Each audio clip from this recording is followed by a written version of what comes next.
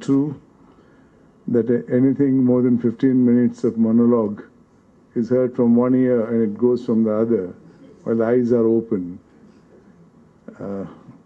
Be that as it may, since it is my object to be with you all this evening, but speak to you all about what I feel about the prevailing situation in this country, which I think requires very serious and urgent attention from all concerned, but mostly from the students.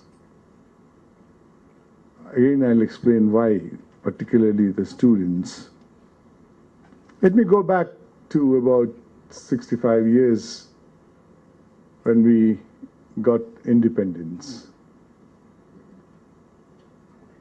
Many of you know that our forefathers fought for independence of this country. In the process, they sacrificed their professional career, their property wealth. Some of them even sacrificed their life. And we won freedom, the independence.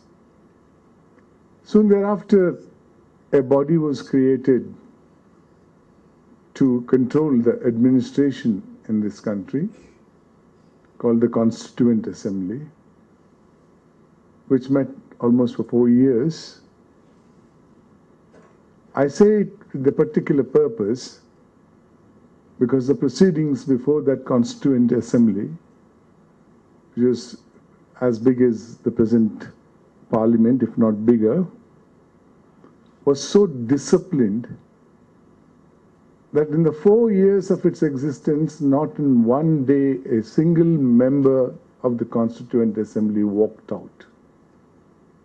Not a single day the President of the Assembly had to adjourn the House. The discussions were so scintillating, differences of opinion were expressed in dignity. And if you read today the proceedings of the Constituent Assembly and compare it to what is happening today, be it the Parliament at Delhi or the legislatures at the state level, you will understand the degeneration of values in this country. Today, if you take out the newspaper, up-to-date score I don't know, but I think day before yesterday it was 17 days of walkout in the Parliament, causing nearly 145 crores to the people of India without transacting any business, without there being any good reason whatsoever to settle their disputes. The dispute is not something which cannot be settled between the members of the Parliament. Whether you want a public accounts committee to go into a scam or a joint parliamentary committee. That discussion itself is becoming a scam. If we have to spend 135 crores as in today to find out which is the method that is required to investigate a scam, what else can it be? There were some similar things which happened in Karnataka and the last 2 assembly sessions took place. The first one was soon after I resigned and I came back to the job again. They wanted to appoint an investigating agency to find out how the iron ore from Karnataka was being exported illegally. The ruling party had so much faith in the Lokayukta, it insisted it should be done by the Karnataka Lokayukta. We have a wonderful organization. It should be done by the Karnataka Lokayukta Act. The opposition said no, it should be done by the CBI. 4 days, the deliberations of the House was only between the time they entered, started shouting, throwing papers, words used were fantastic. They slept in the house, had biryani in the house, But nothing came out of that. Then there was a second session where His Excellency the Governor asked the Chief Minister to prove his majority in the Assembly. After all, what we today hear it as the resort dramas. And many of you would have seen it in the local television, how the elected representatives behaved with the marshals of the House, with a very senior police officer. If some of you know Kannada, when I was watching those scenes in the television, in the background, the telecaster was playing a Kannada song. Idene Samskriti, Idene Sabhyate, or Idene Sabhyate, Idene Samskriti. Is it the culture that we have? These things speak a lot. Speaks a lot about what's happening in this country. What's happening in the system of democracy? Is it what our forefathers wanted? When India's first job was to find out what should be the political governance that this country should have, they had very many examples before the Constituent Assembly. There was monarchy, there were isms. In Russia, communism was there. In Scandinavia, socialism was there. In the United States, capitalism was there. There were dictatorships in various countries.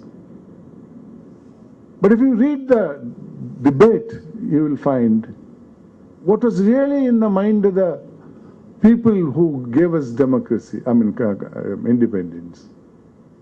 The speech shows many of the speakers saying, we have been ruled by foreigners for over 250 years. Before that, we were ruled by Rajas and Maharajas.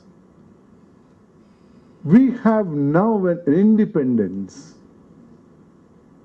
Why don't we choose that existing system called the democracy? Let's have a democratic government. A system which was then called a government of the people, by the people, for the people. There was so much of sentiment attached in that request. There was no shouting at each other, nothing. If somebody didn't agree, he expressed his opinion and sat down. Ultimately, the majority accepted democracy as a system. Immediately thereafter, another issue arose.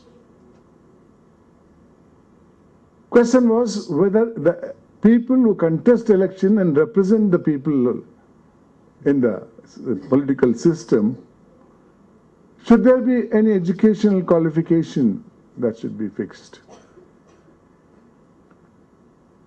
Dr. Ambedkar, none other than Dr. Ambedkar, who is considered the architect of the Indian Constitution, said, well, it's all right, it's the government of the people, but I think some little qualification is necessary so that that representative understands what is happening in the parliament, what is the consequences on the members of the constituency he represents.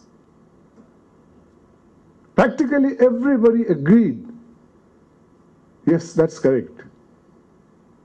One man, Gopal Das Bhargava, stands up and says, President Sir, aren't we creating a contradiction in terms? We say we are going to have a government of the people, and today we have a population of 40 crores. In 1946 it was 40 crores. It is not 46, 47, immediately after Pakistan and India got separated. Out of 40 crores, 80% of the people are totally illiterates. You fix even the minimum qualification, you'll be keeping those 80% of the people outside the administration, in the sense of political administration. will it be a true democracy? Suddenly everybody realized they are really creating a contradiction. Dr. Ambedkar stands up and says, I realize, I never thought of it in that point of view. I am withdrawing my proposed amendment. I don't even know what was the qualification of Gopaldas Bhargava, but I know what the qualification of Dr. Ambedkar was. He was advisor to the Constituent Assembly.